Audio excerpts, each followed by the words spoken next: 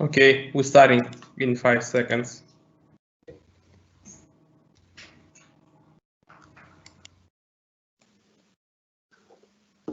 Dear colleagues, welcome to our webinar. So first of all, on behalf of the jury, let me congratulate you on being selected as our finalists. Again, as jury, we had a great time watching your videos and reading your lesson plans. And I would like to thank you all for the hard work that you did, for your commitment to teaching, and for your commitment to professional development. You are now a fine group of finalists, and we have exciting work in front of us. Wish you all good luck. And now let me give the floor to Penny Masavian, who's going to take us onto the next stage of our exciting project. As usual, Albina and I will be moderating the question and answer box. So if you have any questions, we'll try to answer it, or we'll ask Penny to give you answers after the webinar. Thanks again and good luck. Hello and good evening to you all in Kazakhstan. It's still good afternoon from me here in the UK. It's great to be with you again. I'm going to start straight away by thanking Lena for that great introduction, and also to add my congratulations to all of you for the fantastic work that you have achieved so far. We really have been overwhelmed by the dedication and the commitment to this project. So I'm going to start and move on immediately, because we have a lot to get through today, by getting my presentation slides up and getting back to the beginning of my presentation. And we can begin. Today we're going to be really feeding back to you on the first part of the competition, and sharing with you some of the observations that the jury made during the judging of the first video submissions. And we'll also review some of the criteria, give you some help and hints on what to think about, and then talk about next steps. So again, just to start off once more, welcome back. Thank you for joining us at the end of what I know is a long working day for you all as well. So well done. And thank you so much on your work so far. You really have achieved a lot in a very short time. You should all be very proud of yourself.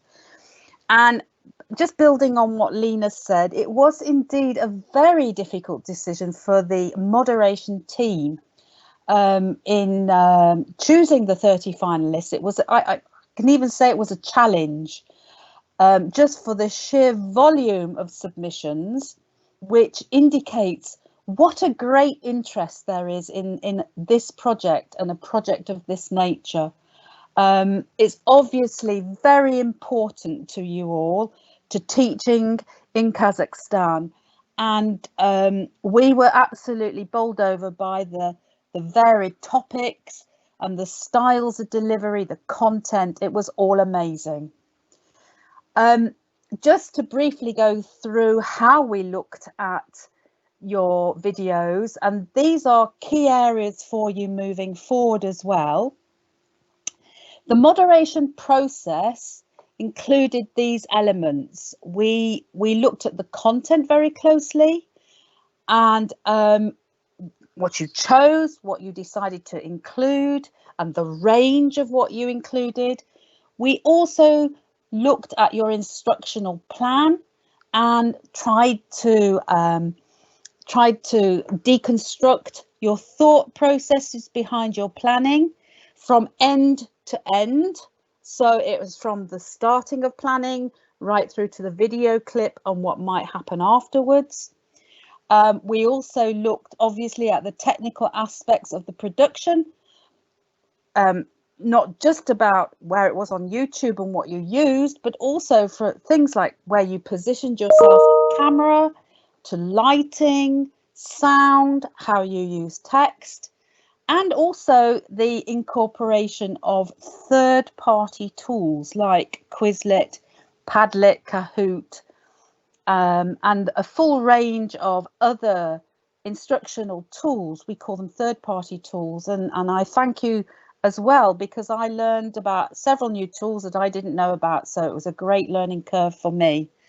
And then we also looked at the supplementary materials, what was submitted to support the video clip.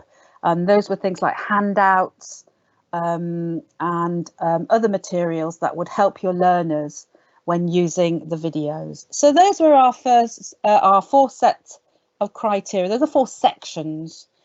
And just briefly, a little bit more detail from each area. Yes, from a content point of view, we were really pleased to see that the content was generally good.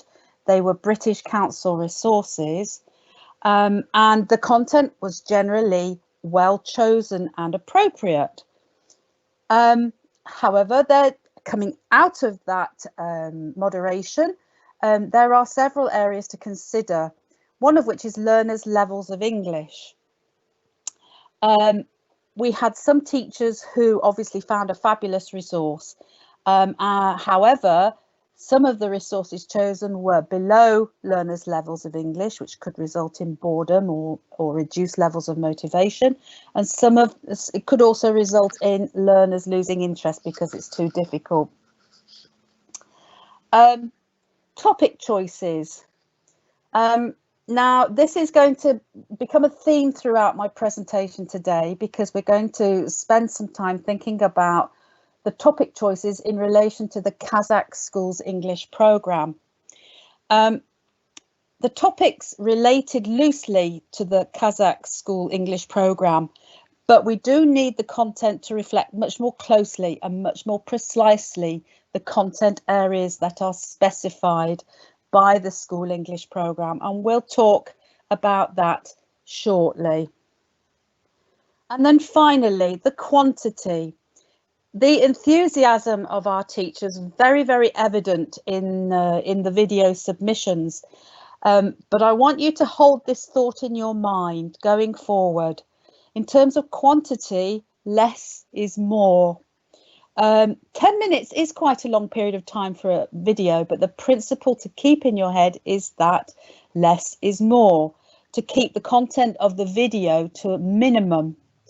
Through your enthusiastic approaches, lots of people tried to push in as much as possible into the 10 minutes. And as a result of that, we found that some of the videos were really very content heavy. So you'd be better advised to ensure you can keep your content to a minimum. And we'll be looking shortly at what a minimum is about later. It's also about pace. If you are pushing a lot of content into the video, then you have to speed up to get through it all, which resulted in a lot of videos being what I call cluttered. So teachers were talking very quickly to get through everything that they wanted to share, which is great. It's ambitious, but you have to think about the impact that this has on your learners.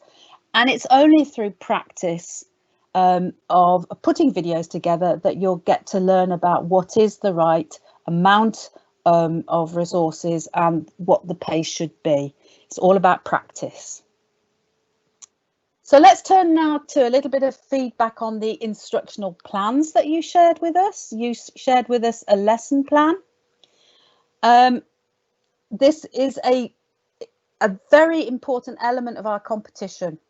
And thankfully, everybody did a plan, thank you. They were named well, and they were all easily accessible. They were very varied in quality and quantity, however. Some were helpful and some were not so helpful. Some had links to video resources and some didn't. Some made passing reference to the Kazakh School English programme and some didn't. and some had links to previous learning, which helped us understand what the reasons were for this video clip, and others didn't at all. But without a shadow of a doubt, the biggest problem was in the learning objectives. Now, I'd like you to think about this a little bit more closely now. We're talking about learning and lesson objectives. We'll talk about this even more as we go along. The problem that we had with the learning and lesson objectives, with the learning objectives, that they were inconsistent. In the written plan, they were either really, really short or very complicated. And lots of you took trouble to include learning objectives and lesson objectives on the video. But the problem was there were too many of them. Using some of your video time to include lots of complicated learning objectives or lesson objectives is not going to work. So we're going to think of some strategies of how you can ensure these are available to the moderators and help the understanding of your lesson as we go along. We need to consider this carefully. So when we talk about these two sets of objectives, what are we talking about? We're talking about learning objectives. First of all, the learning objectives are from the subject programme and approved by the Ministry of Education of the Kazakh government. Now, for the purposes moving forward in the competition and when putting together your written lesson plan, and in fact, this is required anyway, and I believe one of my colleagues is going to be talking to you about this at the end of the presentation today. You must state them in the written lesson plan. It is the lesson objectives that you need to develop. The learning objectives come directly from the subject programme, but you will look at those and think, okay, I'm going to develop my lesson objectives from those. And those are the ones that can be shared with the students in the video. However, having said that, remember when you're talking about your lesson objectives in the video, however you present them, whether you say them or you put them up on your screen, you must remember the level of your learners. If you're working with lower levels, it's no good having very complicated vocabulary on the screen because they won't understand. And again, we'll come back to that in a moment.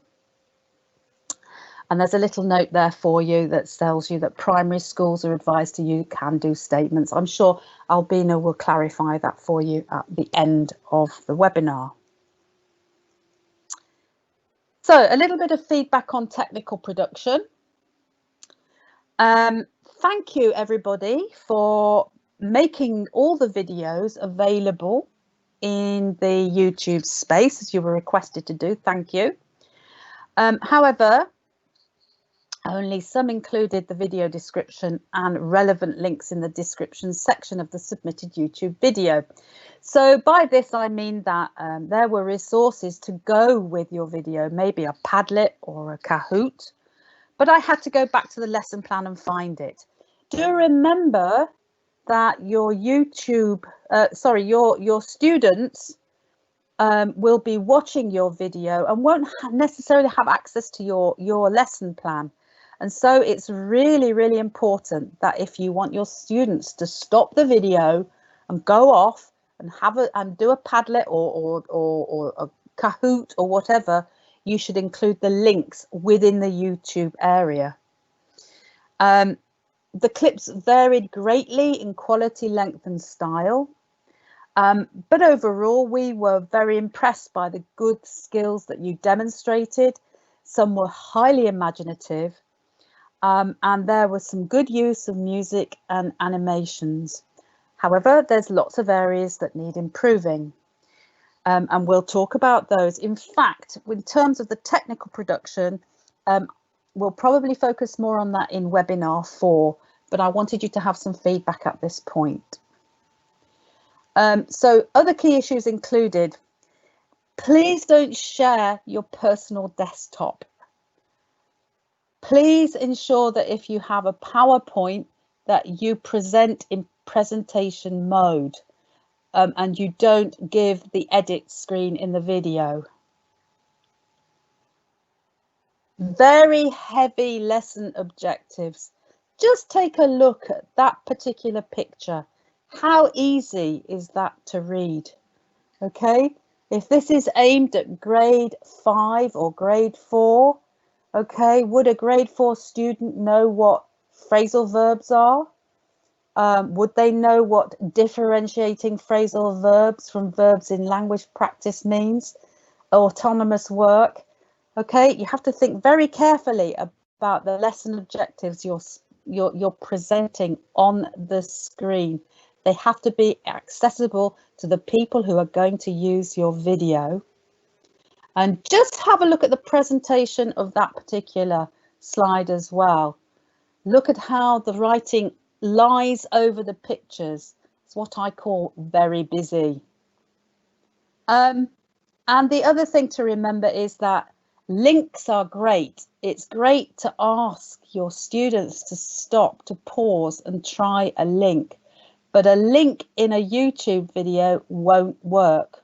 And therefore it means nothing. It means your learner's going to have to go away and type it out for themselves, which takes us back to keeping the links under the YouTube video in the same space. These are 4 key issues that came up. There are more which we'll cover, but these are 4 I wanted to draw to your attention at this moment. Finally, within our criteria, supplementary materials. Now, by supplementary materials, yes, we had a lot of creative ideas that aimed to extend students' learning beyond the video clip, which was great. Thank you for including activities, which I enjoyed.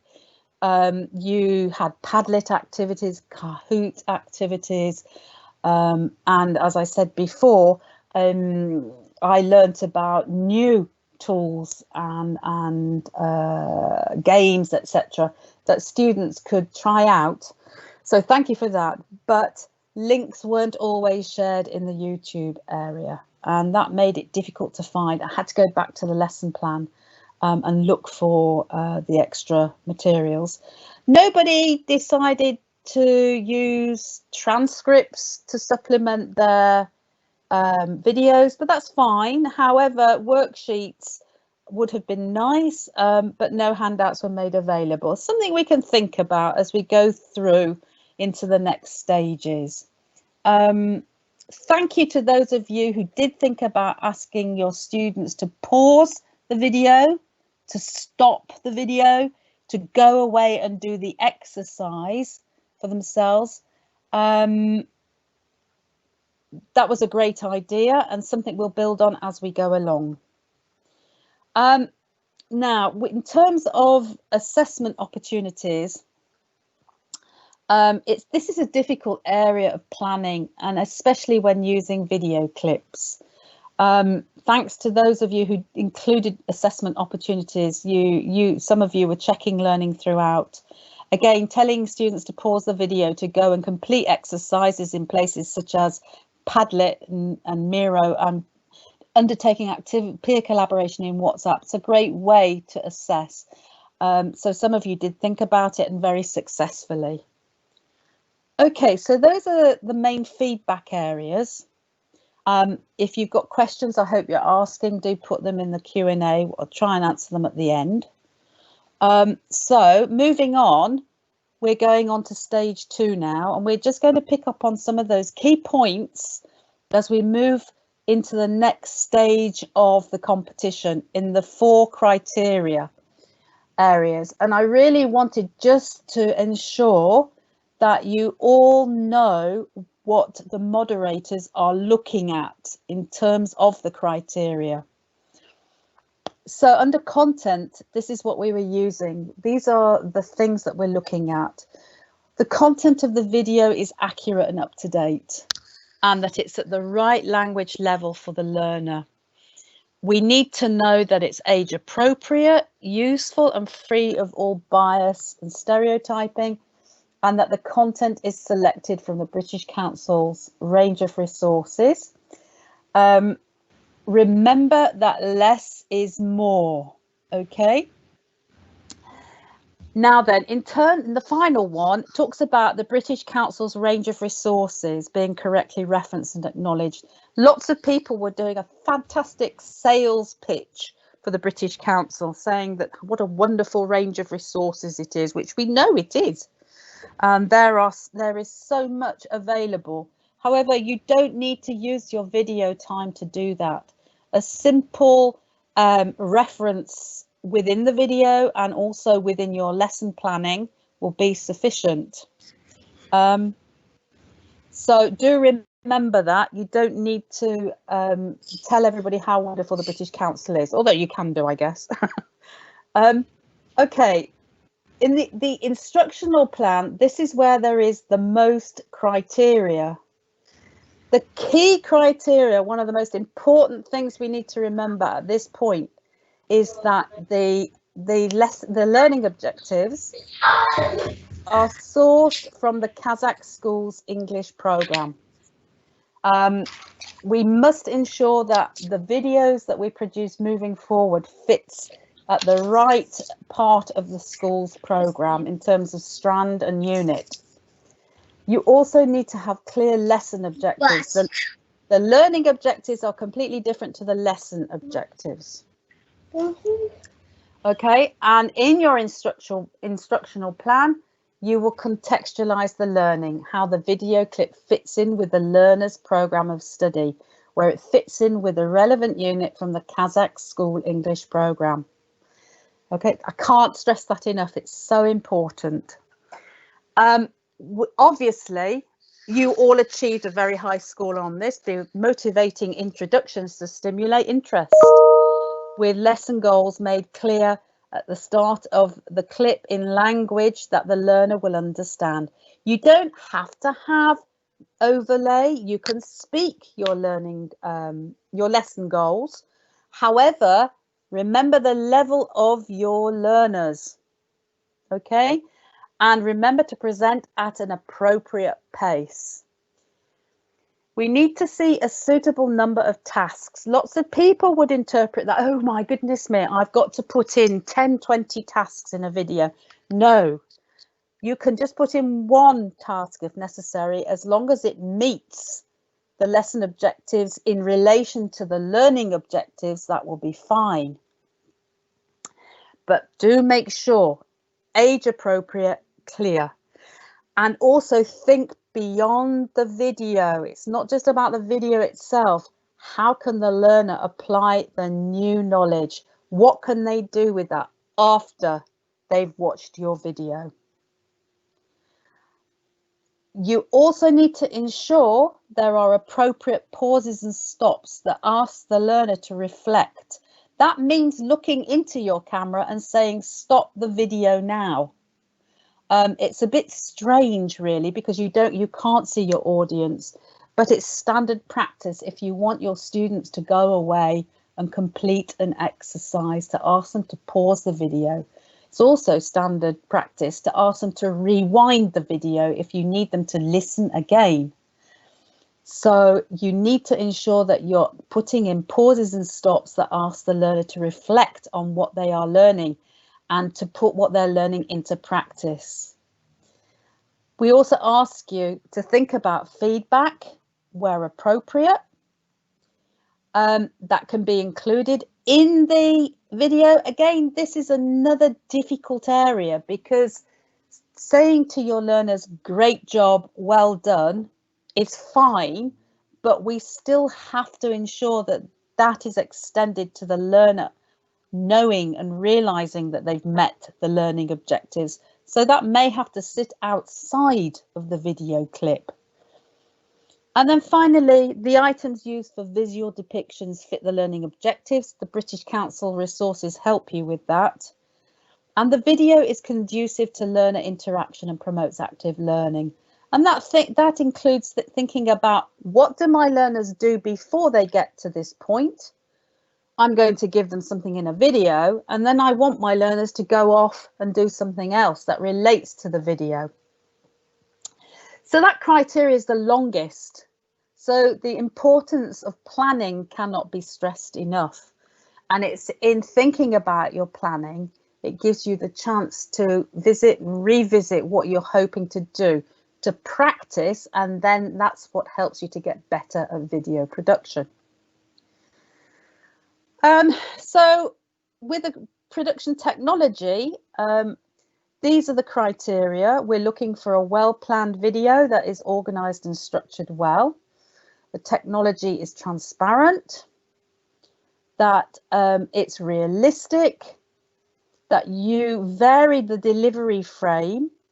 Now, when we talk about that, that's where you appear in the video. Lots of you are on screen all the time, but you don't have to stay on screen all the time. You can just do voiceovers.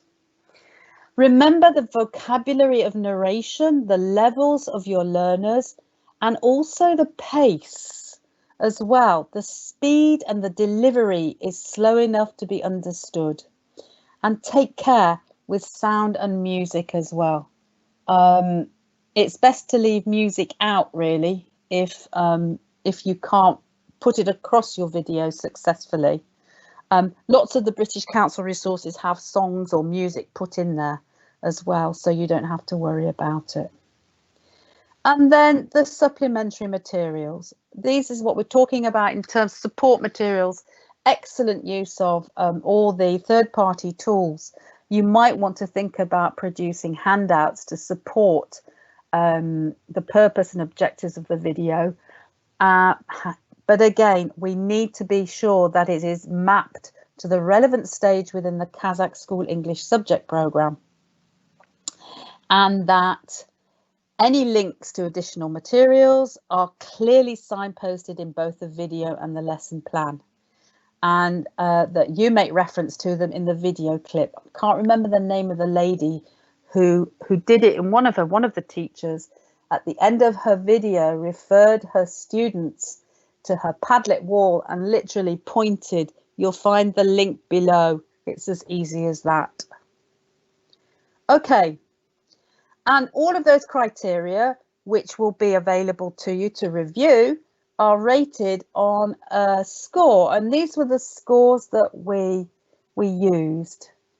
Whether we agreed these were evident, whether we said that we strongly agreed, we agreed, neutral, can't agree or disagree, disagree and strongly disagree, and then followed up by an evaluator's commentary, an overall impression mark of the video. And these are the video criteria that will be used as well going forward.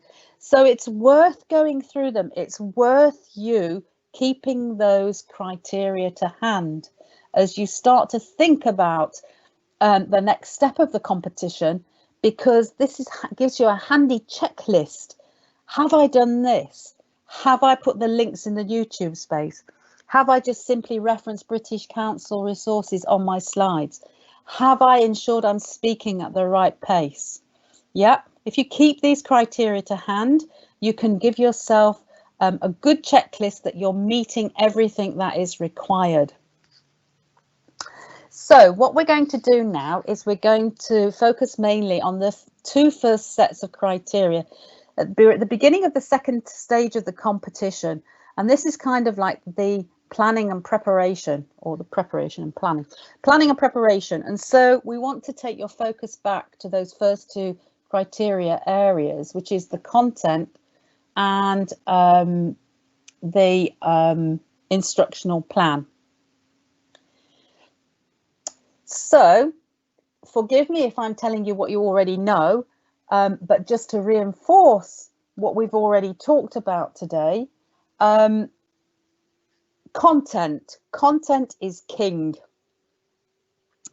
If you remember from the first round of webinars, we talked about approaches to putting together a video and looking at the range of British Council materials and deciding where they might fit in with your lessons.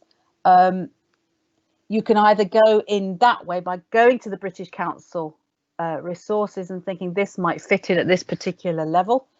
Or alternatively, you could have a different starting point where you are in your learning and you're looking for a resource that would help you on the help you deliver a learning point by going to the British Council resources and looking for something suitable.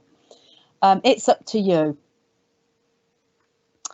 But remember the importance of choosing a resource that is the right level and that you can clearly justify the use of it in relation to the Kazakh school program, the English language program. I can't stress this enough. It's very, very important. And you should use your curriculum and your textbooks to guide you to decide. So you should be asking yourself, what is the purpose of my video? And what do I want my students to be able to do at the end of it? Remember, less is more, okay? All right, you might find a fabulous resource that's got lots of things to do, but you don't have to cram it all into one video clip. You can take that resource and extend it to pre and post video. So in terms of instructional planning, probably this is an area that needs the most work at the moment, and we need to look at generic principles. Most students find video a deeply engaging medium, and we know that nowadays especially it's becoming a preferred medium of teaching and communication on the internet. But this is so important. It doesn't mean that watching a video should be interpreted as a task in and of itself. So just by watching the video, that's not just the task. Okay, you want your students to learn something, to practice that and then produce it themselves. So we need to think a little bit more deeply in terms of what we need to do in our planning.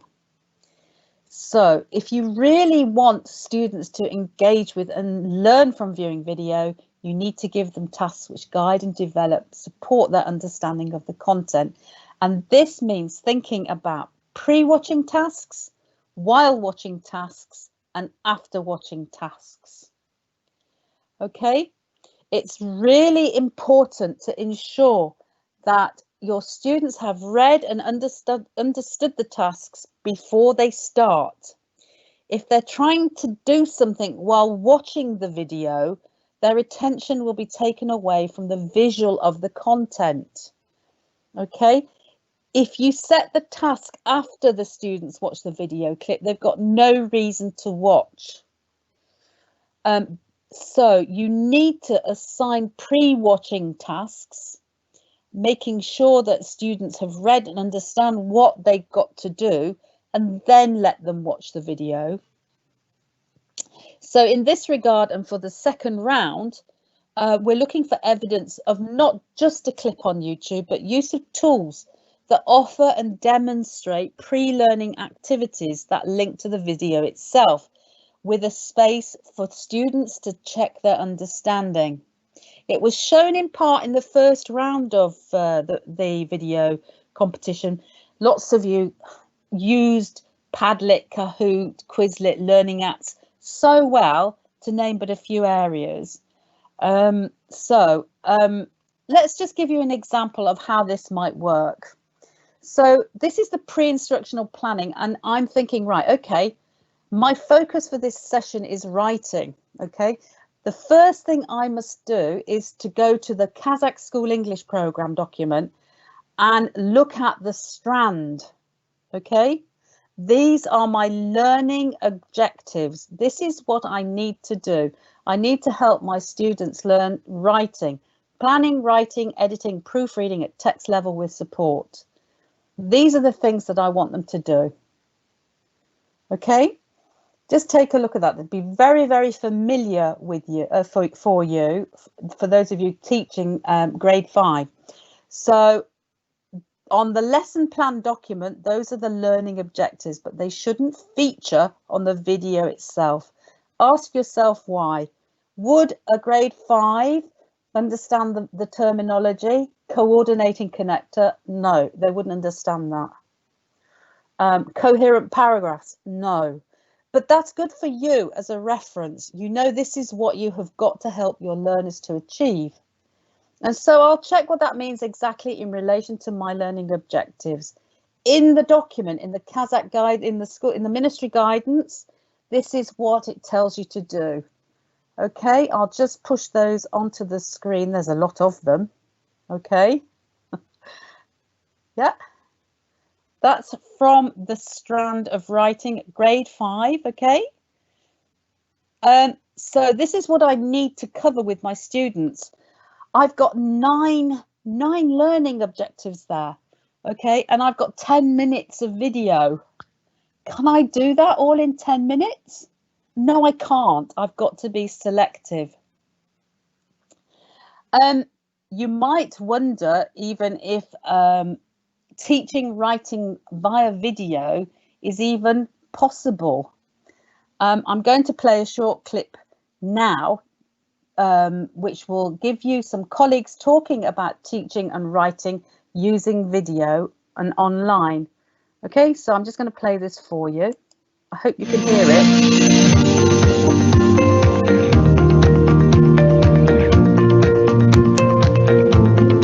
We're focusing on writing skills now and helping learners to develop those. Yep.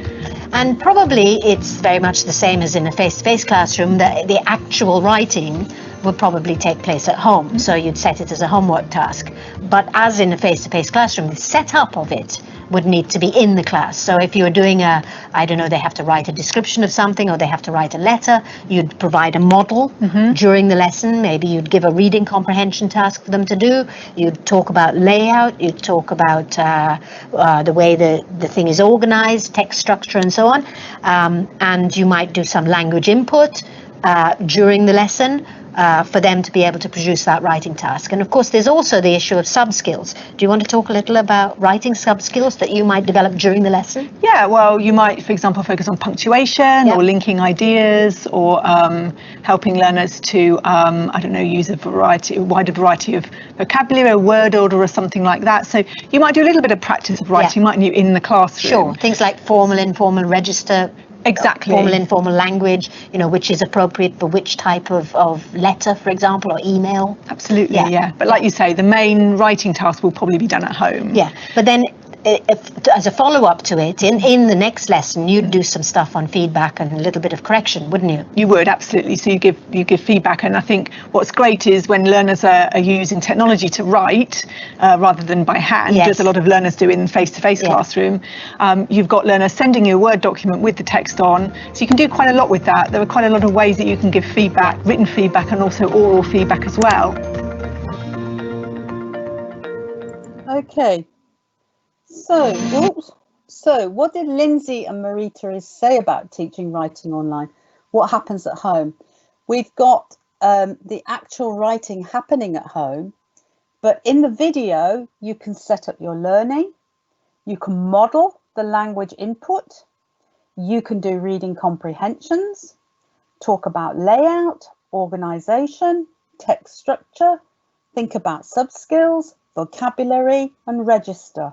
You can also give feedback. So there's lots you could choose from within the school program and the strand of writing for grade 5 to build a video around, a useful video clip. So before the class, during the class or post class, we have to remind ourselves of the key learning objectives. This is what we have in the Kazakh school program. Okay? Just have a look again at those. I keep reminding everybody about this. It's up to you to decide. You're looking at your elements, the elements of the learning objectives, and it's essential to separate out what you could do before the class, what you could do during the class. And when I say during the class, I mean in the video, and what you might do after the class. Planning is key. Okay. And within grade 5 writing, these are the suggested topic areas. We can choose from homes, cities and countries, and weather and climate. Okay, now in terms of the lesson objectives, which are different to the learning objectives, this is what you want to remember, okay, what you're going to tell your students to do. Okay, we've got to be smart, okay? We've got to be specific in terms of defining to the students exactly what they're going to do, how they can measure it, that it's achievable, it's relevant, and they've got enough time to do it. Gone are the days of all students will, most students will, some students will. Those are now no longer required in your lesson planning or on your lesson planning and in the video. Okay, remember, be smart. And this all translates into an instructional plan. We're going to be sharing with you a revised lesson plan. And you can see here it hasn't changed an awful lot. The key thing to remember is that you've got learning objectives from the Kazakh subject program. The lesson objectives are yours to develop in terms of what you want to achieve within the video. Remember to keep them smart. Okay. I'll show you an example of the English of a sample lesson plan shortly, one that's been filled in. And if I can't fit everything into the video, I hear you say, what can I do? Well, what does this look like in a writing lesson? We'll take the topic weather as an example. So we could set up for the video lesson, revising the main weather vocabulary and activate student schemata by setting up a Padlet or a Kahoot. These are some other tools that you can look at when I share the slides with you. I'm not sure if this will share. Let me try. This is where I get mixed up. No, it won't. Can you see that? Can you see the Padlet? It's coming up now. Does that share? Can somebody let me know?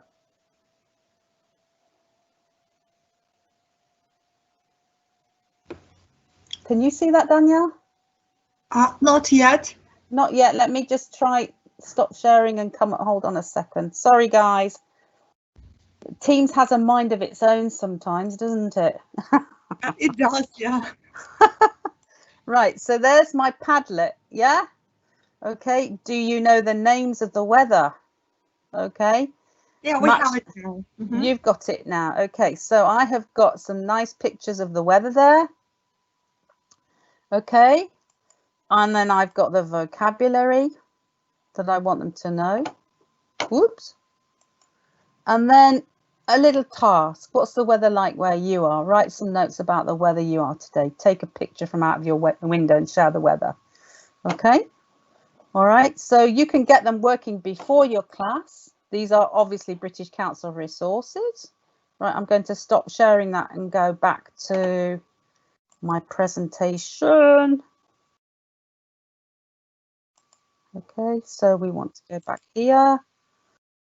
Okay, or you could get them to do a Kahoot.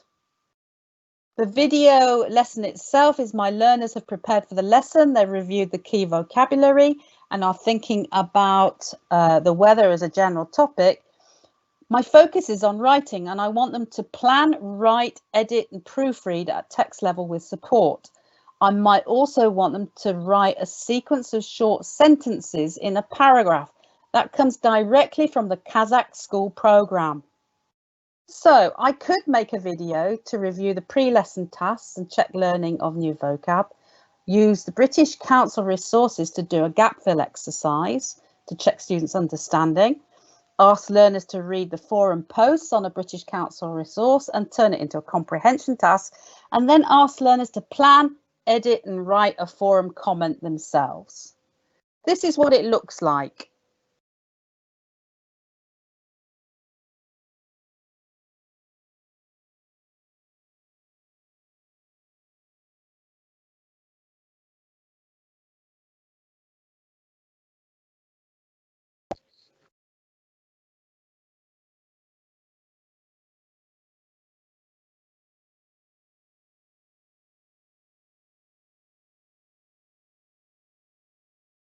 Penny, we don't hear.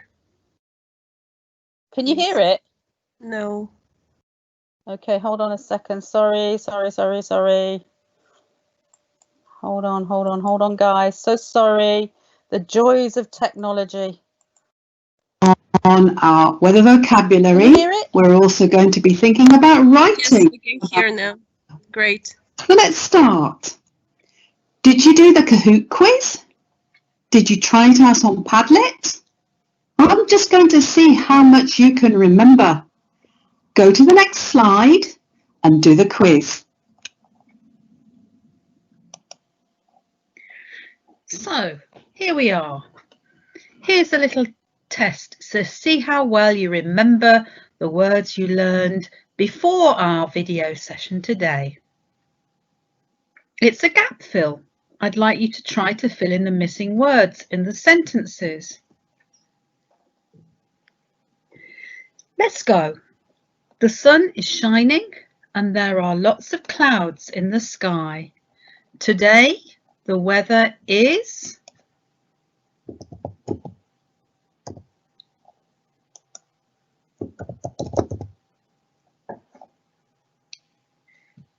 Look at the sky. It's so grey and the clouds are very dark. It's going to be a...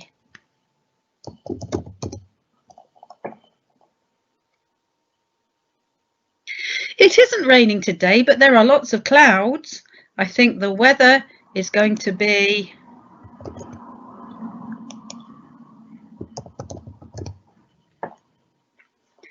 Wow, the wind is blowing very hard. It's so...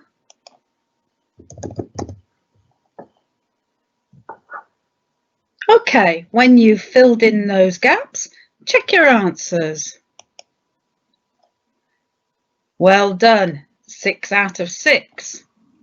Now move on to the next slide. We're going to do a little bit of writing. We're going to do a forum reading and writing task. And we're still thinking about the weather. I'd like to know what the weather's like where you are. You can visit our Padlet wall by clicking on the link where the mouse is pointing now. The forum task is here on the right in the green box. What I'd like you to do is to think about the vocabulary that you have learned to describe the weather and write a few notes about the weather in your town and city. You could share a photograph if you wish. Then you can look at the other notes that your student friends have made about the weather. Maybe somebody has got the best weather today. So click on the Padlet wall and look at the forum task. What is the weather like where you are? Write some notes about the weather where you are today. Take a picture from out of your window and share the weather. You can pause the video now and do this exercise. When you've finished that exercise, come back and carry on.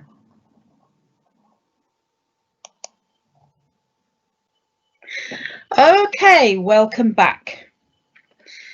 I shall enjoy reading your notes on the Padlet wall, and there are some wonderful photographs already.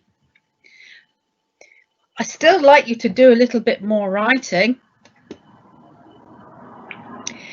What I want you to do is I would like you to try writing on a forum. A forum is a space where people can write their thoughts and share ideas with each other. And we want to use the forum in the British Council Learn English Teens website and the section on weather. There's lots of comments there. What I want you to do is I'd like you to go to that particular website by clicking here where I'm showing you now. And look at the comments boards. Read through the first page of comments. When you finish reading, You can answer the quiz questions on the next slide.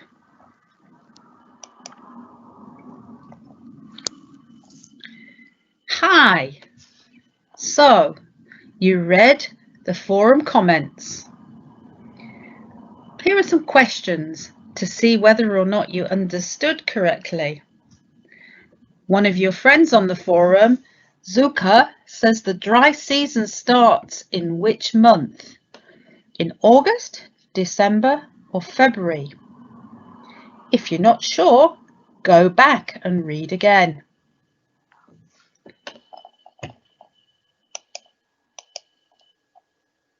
Good work.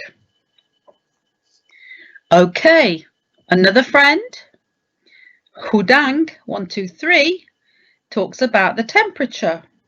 What's the temperature in Hudang123 city?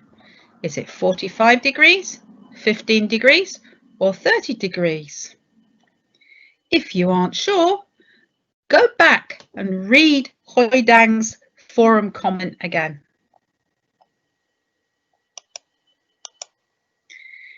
Great work, well done.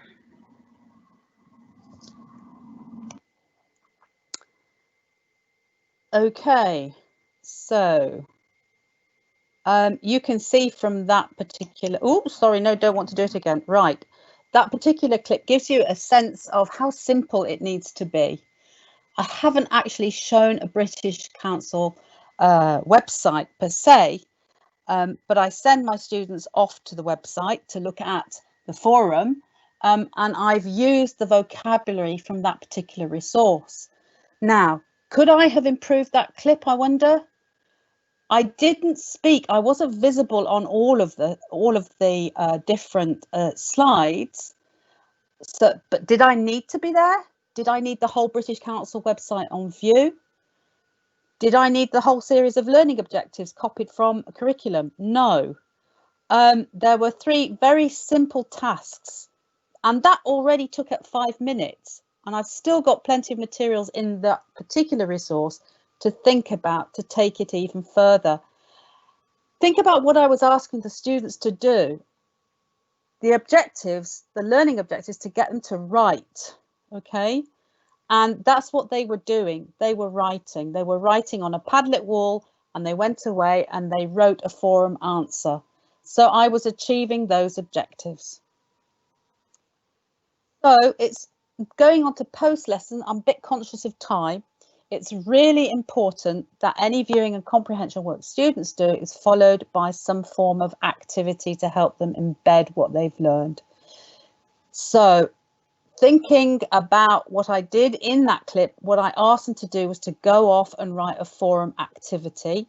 Okay, what I could ask them to do afterwards, I could keep them in the same area with the weather topic and remind ourselves of the learning objectives yet again. What have I get my students to do? They're planning, writing, editing and proofreading at text level with support. Short sentences in a paragraph. So why not set a web quest? We're still with the weather and climate. I could say to them on an extra slide, okay, this is your homework. What's the weather like around the world? Choose a city, research those cities, find out about the weather and write an article for the school magazine about the weather in these cities. It keeps within the learning objectives. It also meets the criteria in terms of the lesson objectives. They're writing, researching, and they're doing something useful. You will have to think about making use of the various online tools that can scaffold pre and post learning tasks. I'm sure you recognize those logos there. Google Classroom is amazing. Think about setting up something on Google Classroom. Lots of you use Miro or Miro. There's also Edmodo. I don't know if any of you know about that. I shall put some information about that onto our new Padlet wall, which I'll tell you about at the moment. And you don't always have to use a video from the British Council. The British Council offer ranges of templates that can help you too in setting things up that really appeal to your learners. You can find templates. So here you've got the englishmates.com. You could use that and set a task for your students to write something in a forum, even email templates, you know, write an email to a friend, depending on what you want them to do. So in asking you to use British Council resources, don't forget that you can look for templates that might help you as well. And look for tools that don't mean you're simply presenting a British Council website. So many of the videos just put up the website and off they went, scrolling up and down and just clicking on the answers. That's not going to help the learners. Remember what we said, that watching a video is not a task of and in itself. We have to separate it out and think, how can we help our learners here? How will we ensure that they learn? Okay. Yeah, so briefly going on, as I say, I'm a bit conscious of the time here as well. So just briefly, we're going to come back to technical production in webinar 4 in much greater detail. But the quality of your video will be largely dependent on the choice of tools and what you decide to do. But of course, your main hosting tool will remain YouTube. Please ensure that you include all of the links that relate to your main video presentation in your YouTube channel and tell your students where to find the live links. Oh, now here's me telling you now I'm not being text heavy and keeping it simple. And this kind of is sort of like flies in the face of that advice. That's just a list of advice. Again, I won't go through it now because you can come back to this. And we will cover some of these points as well in the next webinar. It's a checklist of what not to do and to keep in mind as you're putting your video resource together. Please don't show any personal information, address bars, desktops. Always think security. Always think about safeguarding. Always think about your own personal safety online. Okay. We are spoilt for choice in terms of what we can use to enhance. And I really won't have time, not even in webinar 4, to show you some of the tools that we make use of. But there are some very good checklists, very good lists of tools. And on this slide presentation here, I've included a link to a site that lists up to 100 different tools that you can look at. But I would say to you that whilst it's great to actually, you know, play around with these tools, stay with what you know, stay with what you're confident with. Use what you're happy to, what you know works. You know, it's great to experiment, but it's also good to stay with what you're confident in using and you know works well. But that doesn't mean to say that you can't just go off and have a bit of a play somewhere. And of course, don't forget these 2 highly respected trainers who give you some really great help. Russ, if you're trying out a tool and you're really not sure how it works, Russell's got some great training videos that can help you. And Nick has some great ideas for teaching ideas rather than the technology itself, the actual practical aspects of it. And those are 2 live links to their sites. I'm going to share with you one of Nick's books on the Padlet. I haven't uploaded it yet, but I will do later today. He's produced a manual for language teachers on digital video in the classroom. You'll find a lot of help in there, and I'm happy to share that with you. And in terms of supplementary materials, again, we're going to come to that in our next webinar and think about how we can supplement the video by asking our students to stop and check things. So, you know, using online dictionaries, going to a game, using an encyclopedia. There's lots of tools that can help students extend learning and deepen knowledge. And all of those help the students to act independently of you as a teacher. So they need to take control of their own learning. Okay, and we'll talk about that more in the next webinar. The biggest problem is choice. Finding ways in which to best extend your students' learning. Always go back to your learning objectives. What else do you need to do? Okay, can it be done online? If it can't be done directly using a tool such as Padlet, Quizlet, Kahoot, could I put that online using a traditional resource? Could I create a virtual classroom, or at least a virtual class for this project? And you will know already two good free sources, Google Classroom and Edmodo. Some of you may not know Edmodo so well, but I will do a little bit of a explanatory resource for you and share it with you on the new Padlet wall. Edmodo works on the same principle as Facebook, but in a secure environment. So think about that. If you can't use a Padlet, if you can't use a Quizlet or a Kahoot, or whichever you want to, for gaming, you can always think about using a virtual classroom to support your video. And you can use British Council materials to create your supplementary materials. This is the transcript of a weather forecast, okay? And I created a gap fill, and there are tools to create gap fills. I didn't have to sit and think about which words I'm taking out and how to produce it. I simply put my text into a box in this particular resource and it made my gap fill, which was very helpful.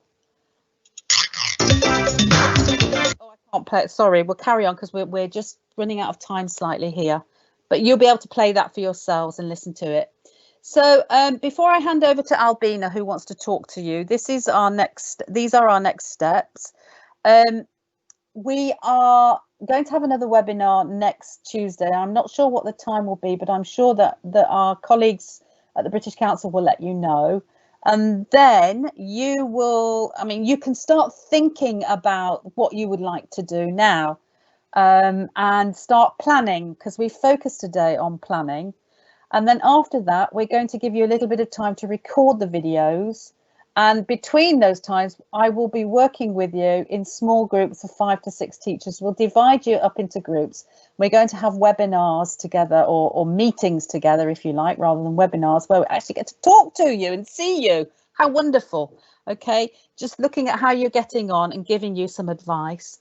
And then we'll ask you to upload in the same way onto YouTube and return lesson plans, etc., by Google form by the 30 finalists, and then it'll go into the judging again by the judging panel, with the declaration of the winners on the 2nd of October. I think that still stands, that particular schedule.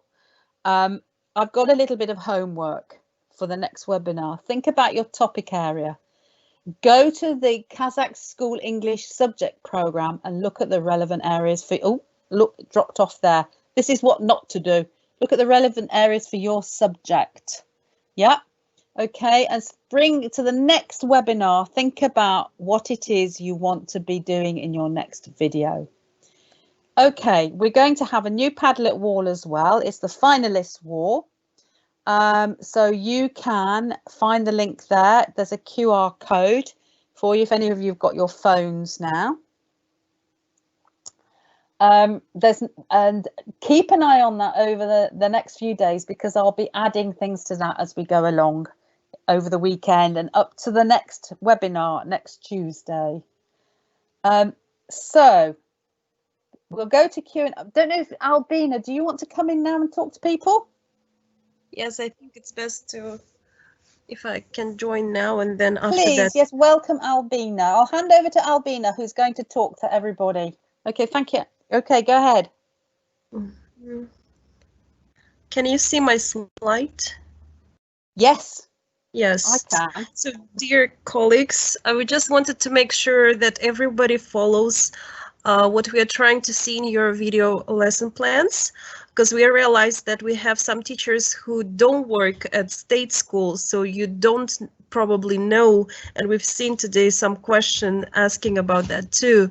So in our state program, we have learning and lesson objectives. Okay, so learning objectives, as Penny already mentioned, we take them from the subject program, which was approved by the Ministry of Education, by the government. So we have learning objectives and lesson objectives.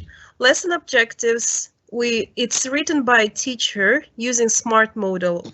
Okay, I just want to reinforce and make sure you're following this. It sounds a little bit confusing because learning and lesson objectives in different countries, in different professional contexts, they use same names, but in our specific Kazakhstani context, we have specific different differences between them. I just want to make sure everybody is following.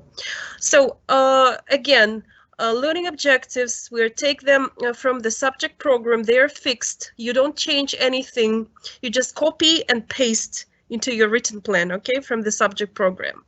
Whereas lesson objectives, you should create your lesson objective looking at these learning objectives, okay? So they kind of like come from the learning objective, okay? It should be more specific, more measurable, realistic, and should be achieved in your 10 or 20-minute lesson plan. So it shouldn't be something broad or vague. It should be something specific. Okay, so here are some examples, like students will be able to, and you can see more active verbs, I would say, rather than passive verbs like understand, know, learn. Why they are not, why we cannot take them, because they are not measurable. We cannot touch, we cannot see, we cannot see, we cannot hear. So this should be something measurable, okay? And so talking about the subject program, you'll see, I'll quickly show you the document. Somebody asked where to take them. So if you don't work at state school, you probably don't have them. So I just quickly just want to tell you that we have 6 strands in our subject program. And I highly recommend you do not take more than 1 or 2 learning objectives into your lesson plan, because they are too big and too vague to kind of achieve. So please, yeah, hold on a second. Yeah, can you see my Word document here?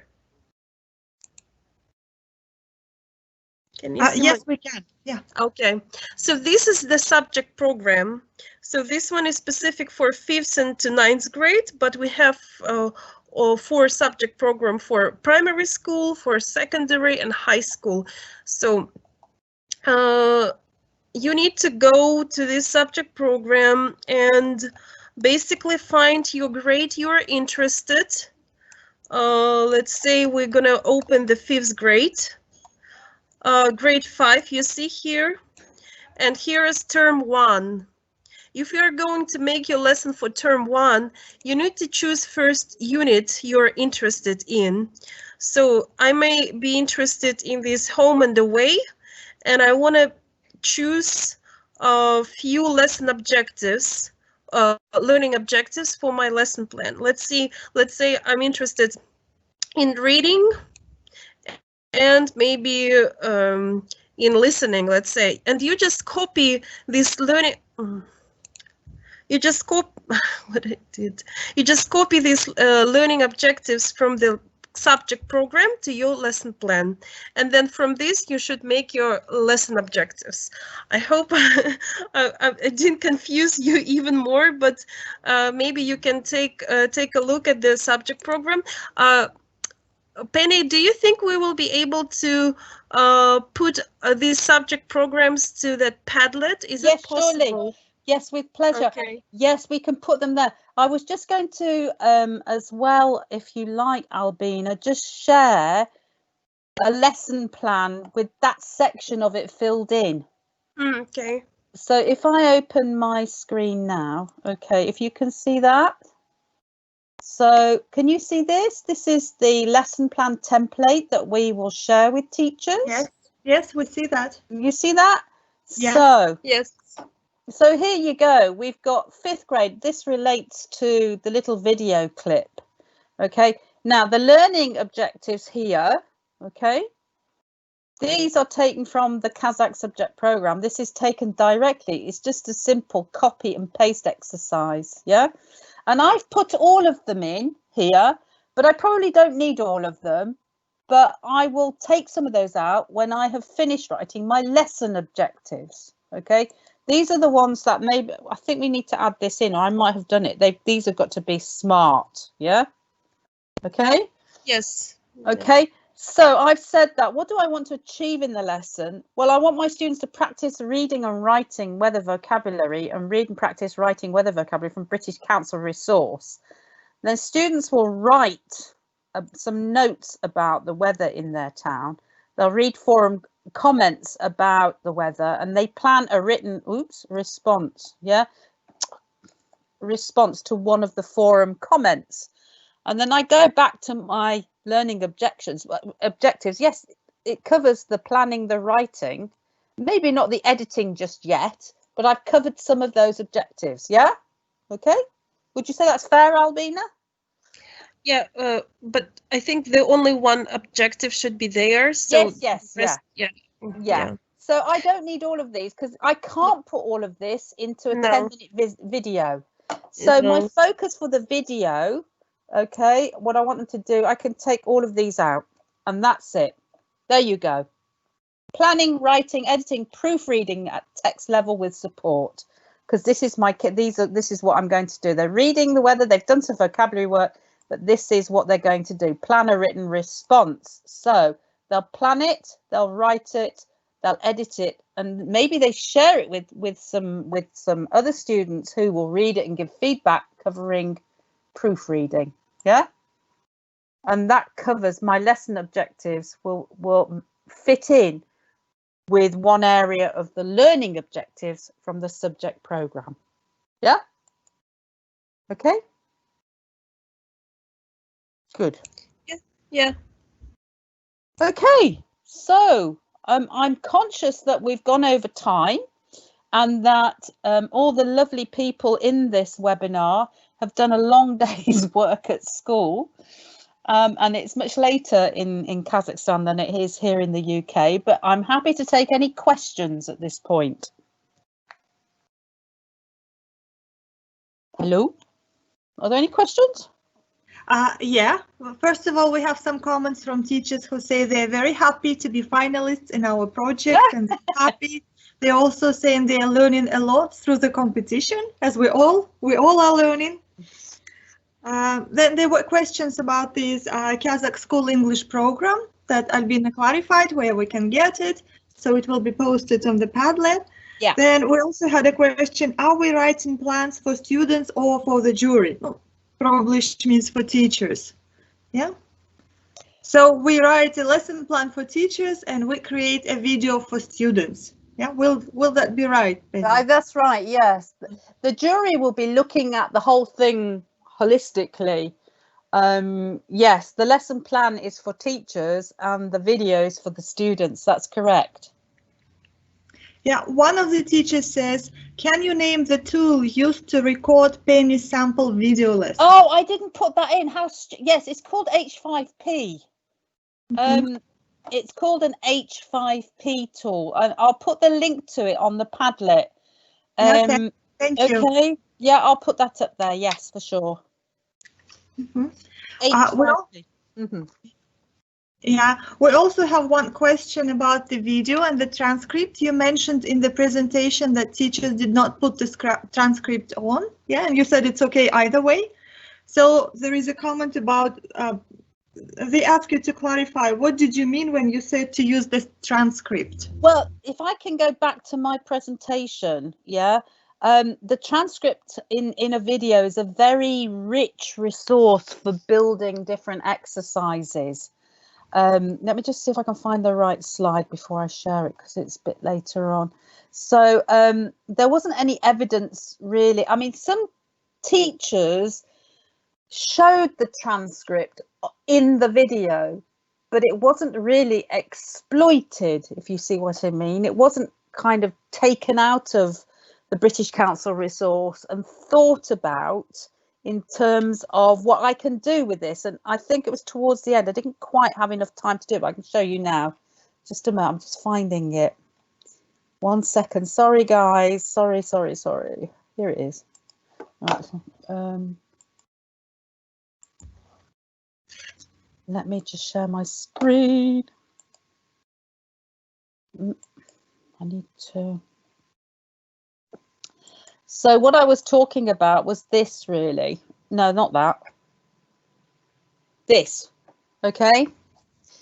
Thinking about using the transcripts to create supplementary materials. Now, in my little lesson clip, the students would go on and listen to the clip, listen to a weather forecast. Yeah.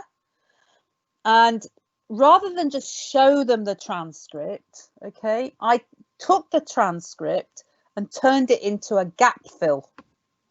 So if we listen, can you hear it? I want to. Here is the weather. Welcome to the weather forecast. Now, let's see what the weather is like today. In the north of the country, it's very windy and cold. There is a chance of some rain too, so don't leave home without your umbrella. The temperature is around 10 degrees centigrade. In the east, it's rainy all day today, I'm afraid. There may be a thunderstorm in the afternoon. The temperature is a bit higher at around 13 degrees. In the west and... Okay, so you get the idea that rather than just show the transcript online and point to the vocabulary, to take that transcript, download it and turn it into something. I turned this into a gap fill, but you could turn it into a word search. You could turn it into a mix and a drag and drop. You could turn it into different things. And if I come out of there, I've got the link. Yeah. It's a free site where you take your text, you just drop your text in and it creates a gap fill. And so, you know, you could use that as a supplementary resource. So if your students have listened or watched something on a video about a weather forecast, you can check their understanding of the vocabulary, say, go to the Padlet and do the gap fill exercise. Yeah. Does that explain it? Does that answer it? Yeah, I think it's very helpful. Okay. That's a wonderful activity to use. Yeah. Okay.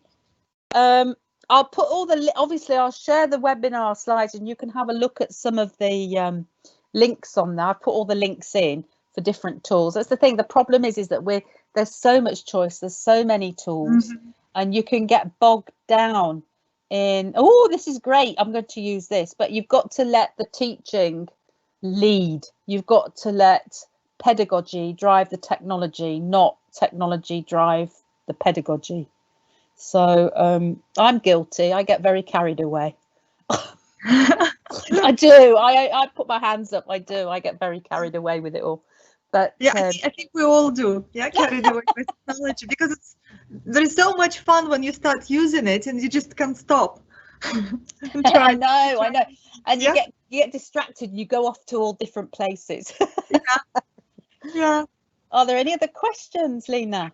Yeah, we have some practical questions. So some teachers are clarifying the time. Is the time of the video, does the time of the video has to be 20 or 10 minutes? 10 minutes. 10 minutes. Up to 10 minutes. Okay. So yeah, we're in the last round. We had some people who did 23 minutes. Yeah. That's like a complete program. It's a TV program. So no, 10 minutes, please. Yeah. And remember, don't cram everything in. You know, what you do around the video is as important as what's in the video. Yeah.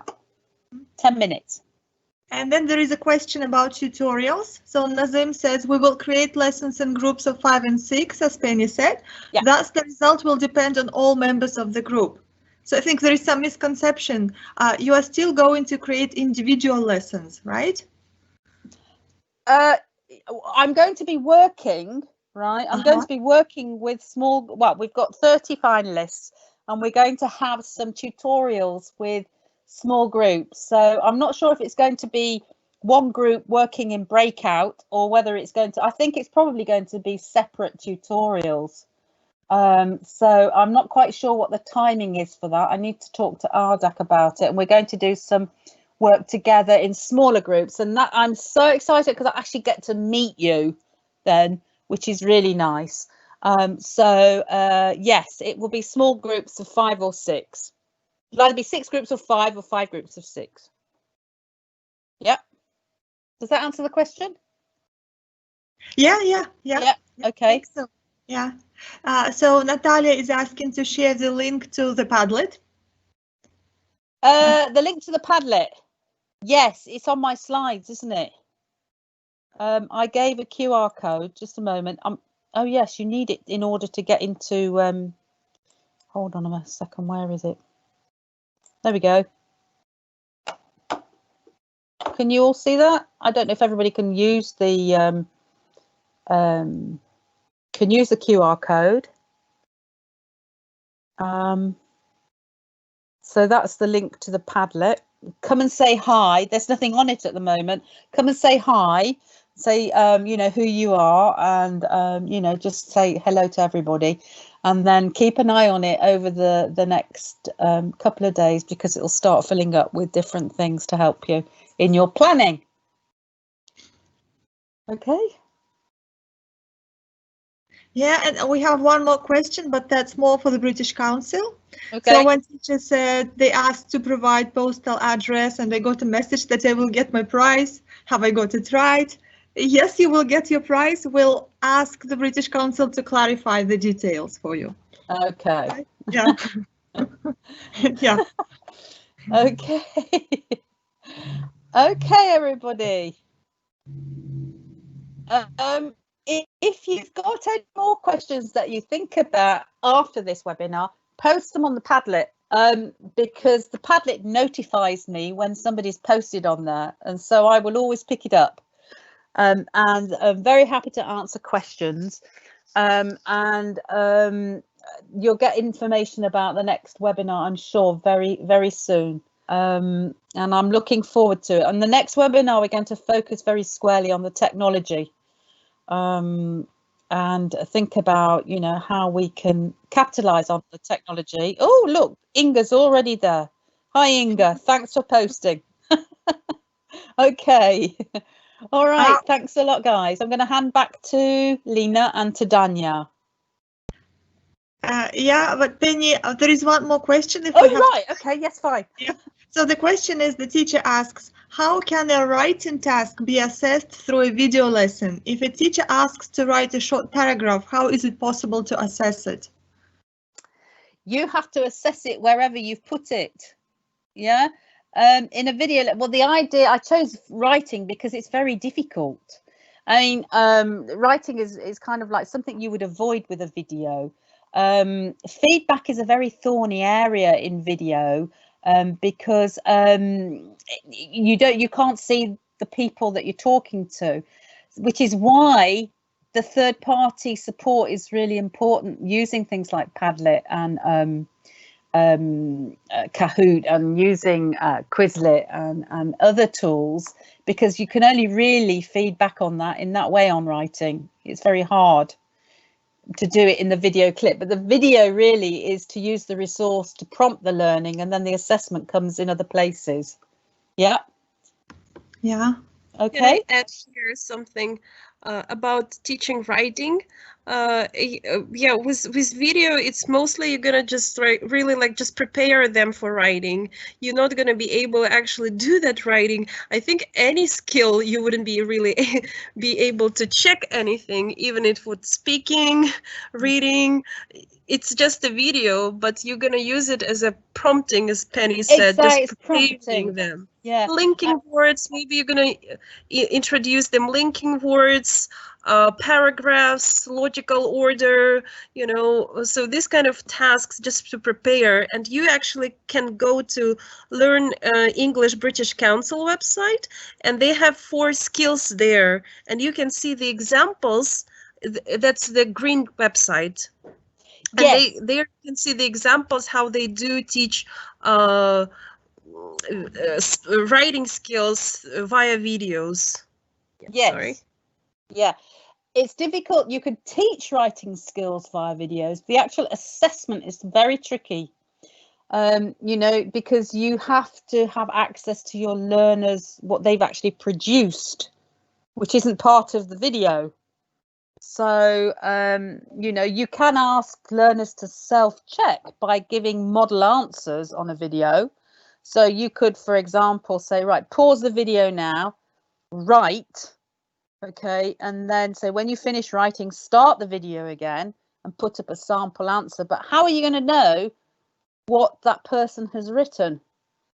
Which is why using things like Padlet, write your answer on Padlet. You can go into the Padlet and see what they've written.